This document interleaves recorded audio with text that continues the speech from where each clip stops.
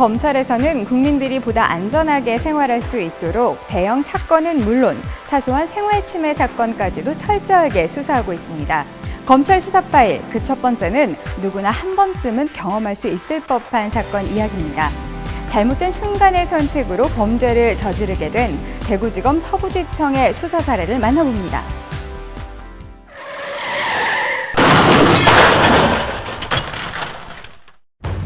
대구의 한 10차선 도로. 한밤중에 3대의 차량이 추돌했습니다. 늦은 밤 어둠을 타고 가해 차량 운전자는 도주했고 범인을 찾기 위해 많은 노력과 시간을 쏟을 수밖에 없었는데요. 이 사건은 단순한 접촉사고가 아니었습니다. 사진에서 쉽게 알 수 있다시피 한 차량은 반파되고 2명의 피해자가 크게 상해를 입는 중대한 사고였습니다. 정체로 막힌 도로 위에서 가만히 서 있던 차를 들이받고 연이어 그 앞차의 범퍼까지 3중으로 들이받게 된 사고. 애초 조사에서 드러난 피의자는 29세 하모 씨였습니다. 단순히 운전을 하다 사고가 났다는 진술. 그러나 검찰 수사 결과 사건은 전혀 다른 모습을 드러내기 시작합니다. 범행이 의심스러운 피의자는 하 씨가 아닌 또 다른 인물이었기 때문인데요. 하모 씨가 자기가 운전하다 교통사고를 냈다라고 거듭 이야기하였지만 당시 현장에 있었던 피해자들은 결코 이 말을 믿지 않았습니다. 피의자 김모 씨는 단신에 매우 여리인 체구였고 그에 비해 하 씨는 키도 크고 풍채도 매우 좋았습니다. 검찰은 통화 내역과 문자 메시지, 현장 사진 분석을 통해 진짜 범인은 김모 씨라는 사실을 알아냈습니다. 사고가 일어난 바로 당시 김모 씨는 하모 씨에게 수회에 걸쳐 전화를 했습니다. 만일 그들의 주장대로라면 피의자들끼리 전화를 할 이유가 없었겠지요. 김 씨는 사고가 일어난 직후 하 씨에게 곧장 전화를 걸어 음주운전으로 교통사고를 냈으니 대신 덮어쓰라고 했고 검찰은 그 통화 내역을 증거로 하 씨의 자백을 받아냈던 겁니다. 그렇다면 하 씨는 왜 김 씨를 대신해 피의자가 되려 했던 걸까요? 처음에는 하모 씨도 조금 망설였다고 합니다. 생각했던 것보다 사고가 너무 컸던 것이죠. 이 사고를 내가 다 감당할 수 있을까라는 고민 찰나에 김모 씨로부터 다시 한번 재촉을 받게 됩니다. 피의자 하모 씨는 김 씨의 지시에 따라 어쩔 수 없이 내가 사고 운전자요, 내가 운전을 하다 사고를 냈소 라고 거짓말을 했고 사실 자동차 의무보험도 가입하지 않은 데다 술에 취해 범행을 저질렀던 김 씨.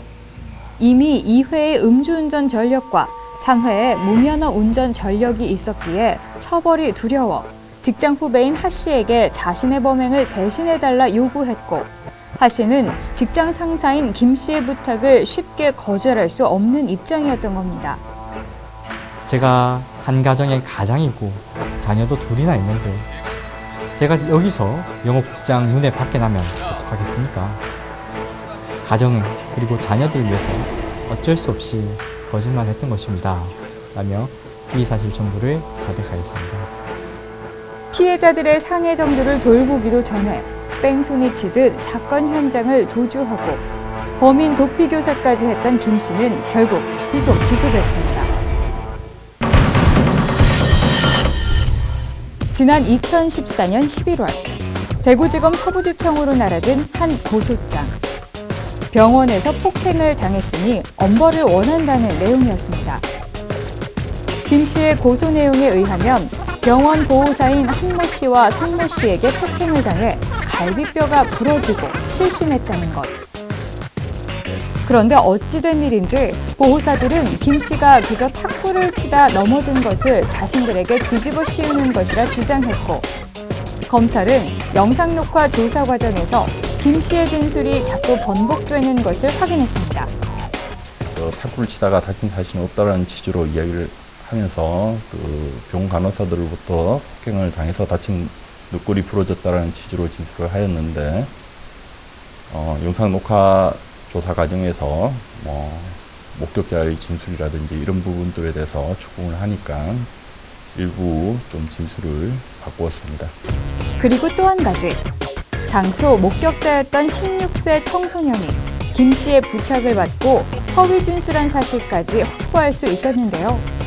자, 목격자인 그 청소년의 경우 피의자 김모 씨가 음료수나 과자 등을 찾는다는 그런 제안에 쉽게 넘어갔다는 식으로 아주 순진한 면을 보여주었던 것 같습니다.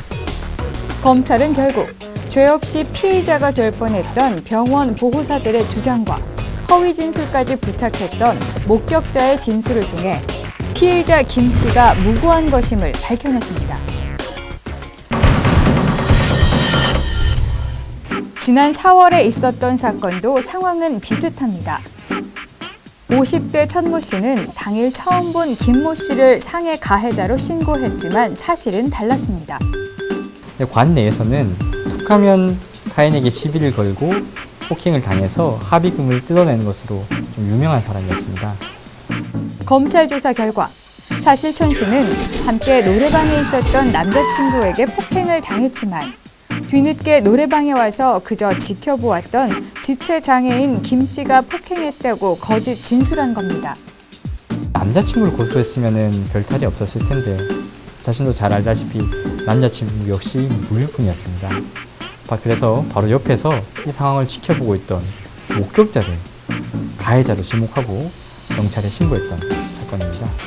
안타깝게도 국가형벌권 행사라는 엄중한 가치를 개인적인 경제적 도구로 사용하는 경우가 많습니다. 무고사범에 대해서는 무관용의 원칙으로 엄벌, 엄단하고자 합니다. 국민들께서도 고소라는 것, 진정이란 것은 진실한 사실을 바탕으로 해서 나아가야 한다는 점을 꼭 깨달아 주셨으면 좋겠습니다.